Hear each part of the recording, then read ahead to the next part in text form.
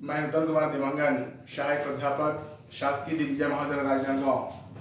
आज मैं आपके सामने एमकॉम अंतिम का एक विषय एडवांस अकाउंटिंग, जिसके अंतर्गत एक टॉपिक है ख्याति का मूल्यांकन, उस विषय पर आपके साथ मैं कुछ चर्चा करना चाह रहा हूँ। जैसे कि मैंने यहाँ पे लिखा है ख्याति का मूल्यांकन। आपको मालूम है ख्याति किसी भी व्यवसाय की प्रसिद्धि, यश, कीर्ति, नाम अथवा उनके जो अतिरिक्त लाभ कमाने की जो क्षमता है उसको हम किसी व्यवसाय की ख्याति के नाम से जानते हैं। किसी भी व्यवसाय की ख्याति उसके बहुत सारे कारणों से उत्पन्न होता है, जैसे कि व्यवसाय का उचित स्थान में होना, वस्तु का अच्छा क्वालिटी होना, व्यवसायी का अच्छे लोगों से संपर्क होना और इसके अलावा बहुत सारे विक्रय उपरांत सेवाएं प्रदान करना, जिनके कारण किसी व्यवसाय की प्रसिद्धि उत्पन्न होती है। वैसे ख्याति व्यवसाय की एक कृत्रिम संपत्ति होती है, जो अमूर्त संपत्ति होती है, जो न कि देखा जा सकता है अथवा नहीं छुआ जा सकता है, बल्कि ख्याति एक अदृश्य संपत्ति होती है। हालांकि ख्याति का एक व्यावसायिक मूल्य होता है, लेकिन इसका कोई भौतिक अथवा निश्चित आकार नहीं होता, केवल यह एक अमूर्त संपत्ति के रूप में जाना जाता है। ख्याति का मूल्यांकन करने का उद्देश्य होता है कि जैसे अगर मान लें कि एकाकी व्यवसायी है और वह अपने व्यवसाय को विक्रय करना चाहता है, बेचना चाहता है, तो उसके व्यवसाय की प्रसिद्धि के कारण उसको कितना मूल्य मिले, इस दृष्टिकोण से हम ख्याति का मूल्यांकन करते हैं। यदि हम साझेदारी फर्म के बारे में बात करें तो साझेदारी फर्म में नए साझेदार के प्रवेश या किसी साझेदार के अवकाश ग्रहण अथवा किसी साझेदारी फर्म के ठहराव में परिवर्तन होने की दशा में भी हम ख्याति का मूल्यांकन करते हैं। इसी प्रकार यदि हम किसी बड़े व्यवसाय अथवा कंपनी के बारे में बात करें तो ख्याति के मूल्यांकन की आवश्यकता तब होती है जब किसी व्यवसाय का विक्रय किया जा रहा हो, व्यवसाय का एकीकरण किया जा रहा हो, व्यवसाय का और अन्य किसी प्रकार से उनके स्वरूप में बदलाव किया जा रहा हो, तब उस दशा में उस व्यवसाय की ख्याति के लिए कितनी मूल्य मिलने चाहिए, ये उसके लिए मूल्यांकन करना आवश्यक हो जाता है। अब हम बात करते हैं कि ख्याति की जो प्रकृति है वो कैसी है। देखिए, ख्याति की प्रकृति को हम 3 अलग अलग प्राणियों के स्वभाव के आधार पर हमने उसको आंका है। जैसे कि बिल्ली के स्वभाव की ख्याति, दूसरा होता है कुत्ते की स्वभाव की ख्याति और तीसरा होता है चूहे की स्वभाव की ख्याति। बिल्ली की स्वभाव की ख्याति यानी होता है स्थानीय ख्याति। आपका व्यावसायिक प्रतिष्ठान जिस जगह पर उपस्थित है, जिस जगह पर स्थित है, उस जगह का एक अपना मूल्य होता है। और यदि हम अपने व्यवसाय के प्रतिष्ठान को हम किसी दूसरे जगह ले जाते हैं तो हमारी व्यवसाय की ख्याति वहीं पे छूट जाती है जहाँ पे हमारा पहले व्यवसाय था।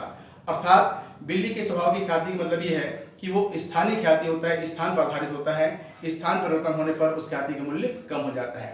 दूसरा होता है कुत्ते के स्वभाव की ख्याति, इसको बोलते हैं व्यक्तिगत ख्याति। जैसे व्यवसाय का अपना व्यक्तिगत जो उनका नेचर होता है, उस आधार पर हम देखते हैं कि अगर व्यवसायी किसी स्थान पर अगर अपने व्यवसाय संचालित कर रहा है, यदि अपने वो स्थान को बदलकर किसी दूसरे जगह चले जाते हैं तो उनकी जो ग्राहक है, उनके जो कस्टमर है, वो भी उस नए स्थान पर चले जाते हैं जिस स्थान पर व्यवसायी ने अपने प्रतिष्ठान को बदल दिया है। इस प्रकार कुत्ते की स्वभाव की ख्याति एक व्यक्तिगत ख्याति होती है। व्यवसायी के साथ साथ उनकी ख्याति भी दूसरे स्थान पर चली जाती है। तीसरा जो पॉइंट है वो है चूहे की स्वभाव की ख्याति, जिसको बोलते हैं वस्तुगत ख्याति। वस्तुगत ख्याति से मतलब ये है कि आपके व्यवसाय में वस्तु की जो स्थिति है, वस्तु की जो गुणवत्ता है, उसके आधार पर आपके पास ग्राहक आते हैं। यदि आपके व्यवसाय में आज वस्तु अच्छी क्वालिटी का है, अच्छे गुण का है, तो कस्टमर आपके पास आएंगे। यदि आपके पास आज माल नहीं है तो कस्टमर किसी दूसरे के पास चले जाएंगे। इस प्रकार जिस प्रकार चूहे का स्वभाव होता है कि जहाँ पे उनको अच्छी चीज़ें खाने पीने की मिलती है, वहाँ पर उस जगह रहता है। अगर आपके पास अगर खाने पीने की चीज़ नहीं है, किसी दूसरे जगह चला जाता है, तो उसी प्रकार ये जो ख्याति होती है उसको हम एक प्रकार से चूहे की स्वभाव की ख्याति कहते हैं, जिसके कारण इस प्रकार की ख्याति का मूल्य शून्य माना जाता है। अब यहाँ पे हम देखते हैं कि ख्याति का मूल्यांकन कितने विधियों से किया जाता है। मैं यहाँ पे ख्याति के मूल्यांकन की विधियां के संबंध में चर्चा करने जा रहा हूँ।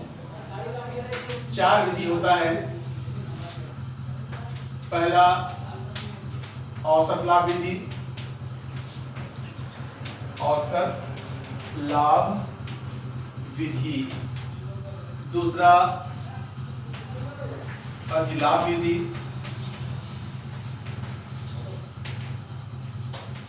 तीसरा वार्षिकी विधि और चौथा पूंजीकरण विधि। पूंजीकरण विधि चारों विधि का अपना अलग अलग महत्व है। व्यवसाय की स्थिति, व्यवसाय के वर्तमान स्वरूप के आधार पर हम अलग अलग विधियों से ख्याति का मूल्यांकन करते हैं। और यहाँ पे एक बात ध्यान रखना होगा कि हर विधि से ख्याति का मूल्य अलग अलग ज्ञात होता है, अलग अलग निकलता है। जैसे कि हम देख रहे हैं औसत लाभ विधि, पहला जो विधि है हमारा औसत लाभ विधि, इसको बोलते हैं एवरेज प्रॉफिट मेथड। इस मेथड में हम देखते हैं कि व्यवसाय ने पिछले 4-5 वर्षों में जो लाभ कमाया है, लाभ या हानि भी हो सकती है, तो उस आधार पर पिछले 4-5 वर्षों के लाभ के औसत के आधार पर हम ख्याति का मूल्यांकन करते हैं। दूसरा है अधिलाभ विधि। अधिलाभ से मतलब यह है कि हमने व्यवसाय में जो पूंजी लगाया है उस पूंजी पर एक सामान्य दर से हमको जो लाभ होना चाहिए, यदि हमारी लाभ की राशि उस सामान्य लाभ से अगर अधिक होता है तो उस अतिरिक्त लाभ के आधार पर हम ख्याति का मूल्यांकन करते हैं। तीसरा है वार्षिकी विधि। वार्षिकी विधि से आशय यह है कि वार्षिकी विधि में हम अधिलाभ के वार्षिकी मूल्य के आधार पर ख्याति का मूल्यांकन करते हैं। और चौथा है पूंजीकरण विधि, यानी जो हमारा अधिलाभ या हमारे जो वास्तविक लाभ है आज की तिथि पर उसकी पूंजीगत वैल्यू कितनी है, उस आधार पर हम ख्याति का मूल्यांकन करते हैं। अब हम सभी विधियों का एक प्रकार से प्रारूप रूप में हम चर्चा करते हैं कि प्रत्येक विधि में ख्याति की गणना कैसे होता है, उसकी क्या प्रक्रिया है, क्या उसके नियम है, उनके बारे में हम चर्चा करते हैं।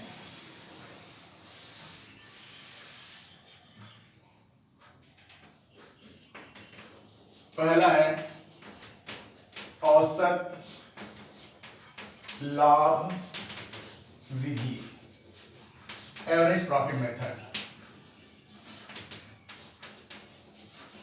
एवरेज प्रॉफिट मेथड जैसे कि नाम से ही स्पष्ट है, लाभ के औसत के आधार पर हमको ख्याति का मूल्यांकन करना है। जरूरी नहीं है कि व्यवसाय में हमेशा लाभ ही हो, कई बार हम देखते हैं कि कुछ परिस्थितियों में व्यवसाय को हानि भी हो सकती है, तो लाभ और हानि दोनों को ध्यान में रखते हुए हम उनके औसत के आधार पर ख्याति का मूल्यांकन करते हैं। जैसे अगर माना कि कोई प्रतिष्ठान पिछले 5 वर्षों से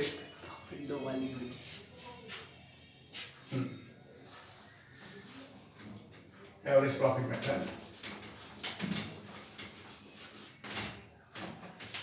जैसे कि हमको मालूम है कि व्यवसाय में अगर पिछले 4-5 वर्षों में हम लाभ या हानि आ रही है, लाभ चल रहा है, तो उसके औसत के आधार पर हम ख्याति का मूल्यांकन कैसे करें, उसके लिए स्टेप है।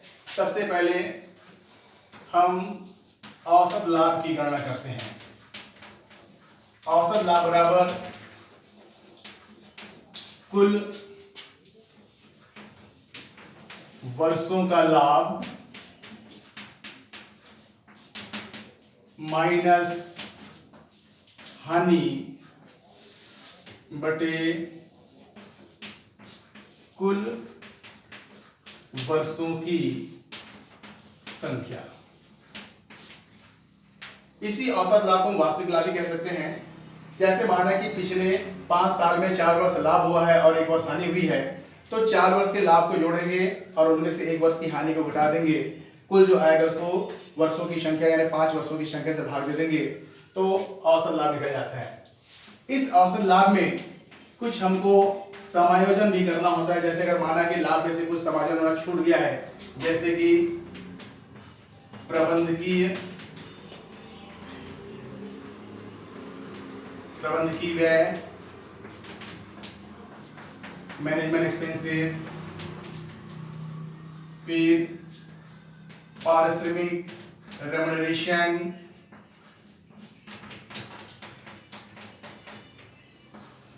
या अन्य अतिरिक्त व्यय जिनका समायोजन पहले हमने लाभों में से नहीं किया था, इन व्ययों को हम लाभों में से घटा देते हैं। घटाने के बाद जो हमको लाभ आता है ये कहलाता है वास्तविक औसत लाभ। यहाँ पे एक चीज ध्यान रखना है कि वर्षों की लाभ हानि में जिस वर्ष का लाभ हानि हम लेने जा रहे हैं, उन वर्षों में अगर माना कि किसी वर्ष व्यवसाय में कोई अप्रत्याशित लाभ हुआ है तो ऐसे लाभ को संबंधित वर्ष के लाभ में से घटा दिया जाता है, और यदि माना कि किसी वर्ष में व्यवसाय में अप्रत्याशित कोई हानि हुई हो तो ऐसी हानि को भी संबंधित वर्ष के हानि में जोड़ दिया जाता है। तो यहाँ पे हम लाभ हानि को समाहित करते हुए वास्तविक औसत लाभ की गणना करते हैं, और औसत लाभ निकलने के पश्चात हम इसके आधार पर ख्याति का मूल्य निकाल लेते हैं।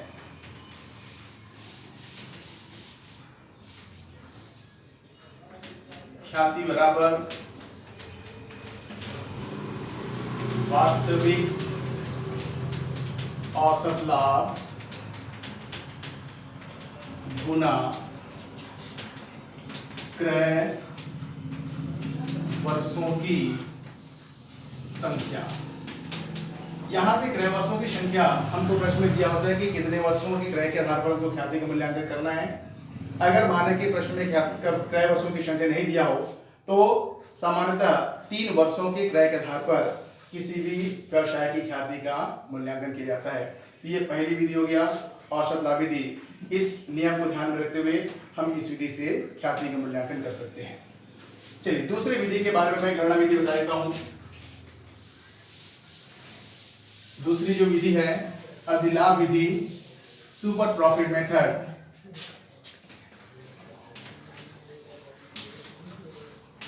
अधिलाभ विधि जिसको बोलते हैं सुपर प्रॉफिट मेथड।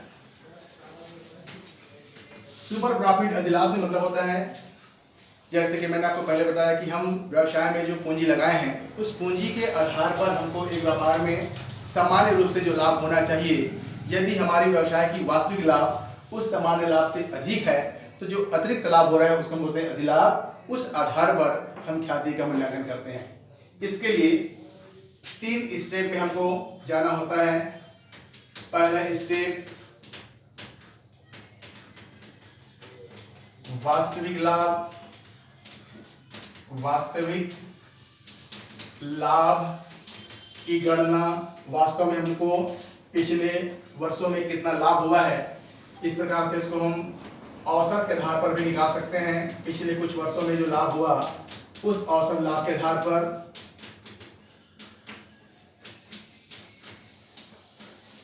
दूसरा फिर सामान्य लाभ, नॉर्मल प्रॉफिट। ये सामान्य लाभ क्या है? जिसके अंतर्गत व्यवसाय में निवेशित पूंजी के आधार पर हमको कितनी लाभ होना चाहिए। इसके लिए सामान्य लाभ बराबर औसत नियोजित पूंजी, एवरेज कैपिटल एम्प्लॉयड, औसत नियोजित पूंजी गुना लाभ की दर बटे 100।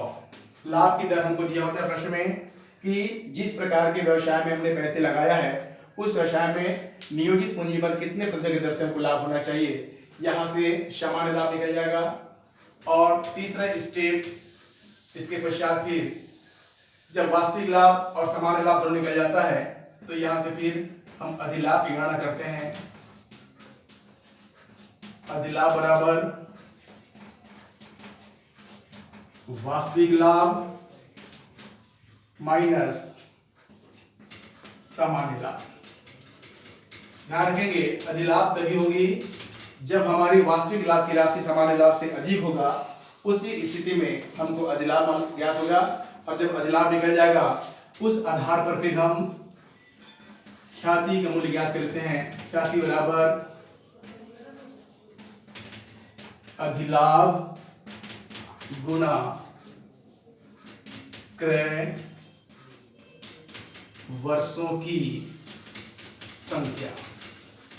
क्रय वर्षों की संख्या यहाँ पे भी वही नियम है, या तो हमको प्रश्न में दिया रहेगा या फिर सामान्यतः 3 वर्षों के क्रय के आधार पर हम ख्याति की गणना करते हैं।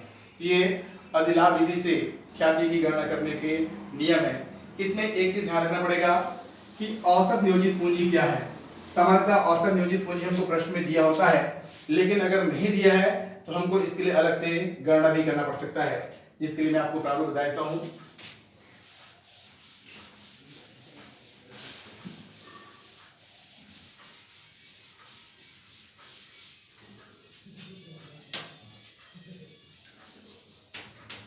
औसत नियोजित पूंजी की गणना, calculation of average capital employed. औसत नियोजित पूंजी की गणना करने के लिए कुल वास्तविक संपत्तियां, हमको चिट्ठे में व्यवसाय की जो संपत्तियां दी रहेंगी उनमें ध्यान रखना है, जो वास्तविक संपत्तियां हम लोग शामिल करना है। कुल वास्तविक संपत्तियां जिसमें ख्याति व विनियोग को छोड़कर, मतलब ये है कि वास्तविक संपत्ति में ख्याति और विनियोग के मूल्य को शामिल नहीं किया जाएगा। ख्याति को हम इसलिए शामिल नहीं कर रहे क्योंकि ख्याति का मूल्यांकन हमको करना है, और विनियोग इसलिए क्योंकि हमने व्यवसाय के पैसे को अन्य किसी जगह लगाया है, तो चूंकि उनसे होने वाला लाभ हमारा व्यवसाय लाभ नहीं होता, इसलिए विनियोग को भी हम इसमें शामिल नहीं करते। लेकिन ध्यान रखेंगे, ये भी जितने भी वास्तविक संपत्तियां हैं उनको वर्तमान मूल्य पर, वर्तमान मूल्य से आशय यह है कि चिट्ठे में जो संपत्ति हमको दिया गया है आज की तारीख पर उसकी मूल्य क्या होना चाहिए, उसका मूल्यांकन कर लेते हैं और वर्तमान मूल्य के आधार पर हम कुल वास्तविक संपत्तियों को शामिल करते हैं। इनमें से माइनस कुल बाह्य दायित्व। बाह्य दायित्व से आशय ऐसे दायित्व से है जो कि व्यवसाय के स्वामी के अलावा अन्य बाहरी पक्षकारों को, अन्य बाहरी लोगों को जो हमको भुगतान में दिए होना होता है, वो सभी बाह्य दायित्व के अंतर्गत आता है। तो कुल संपत्ति में से कुल दायित्व को जब घटा लेते हैं तो घटाने के बाद जो मूल्य हमको प्राप्त होता है ये कहलाता है नियोजित पूंजी, कैपिटल एम्प्लॉयड, नियोजित पूंजी। लेकिन चूंकि हमको यहाँ पे औसत नियोजित पूंजी की गणना करना है, तो ये जो नियोजित पूंजी हमने ज्ञात किया है इसमें से माइनस चालू वर्ष के लाभ का आधा भाग 1/2, चालू वर्ष में व्यवसाय में जो भी लाभ कमाया उस लाभ की राशि की आधी भाग और जब घटा देते हैं तो माइनस करने के बाद जो मूल्य प्राप्त होता है ये कहलाता है औसत नियोजित पूंजी, एवरेज कैपिटल एम्प्लॉयड। तो हमको इसी के आधार पर, हमको इस औसत नियोजित पूंजी के आधार पर हमको सामान्य लाभ की गणना करना है, और सामान्य लाभ की गणना करते हुए वास्तविक लाभ से और सामान्य लाभ की तुलना करते हुए अधिलाभ निकालेंगे और अधिलाभ के आधार पर हम ख्याति की गणना कर लेते हैं। चलिए तीसरी विधि के बारे में आपको बता देता हूं, वार्षिकी विधि।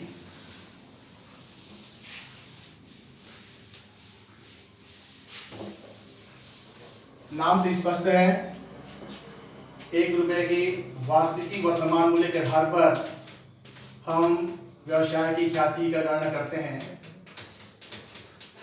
एन्युटी मेथड, वार्षिकी। इसके लिए केवल सीधा फार्मूला है, ख्याति बराबर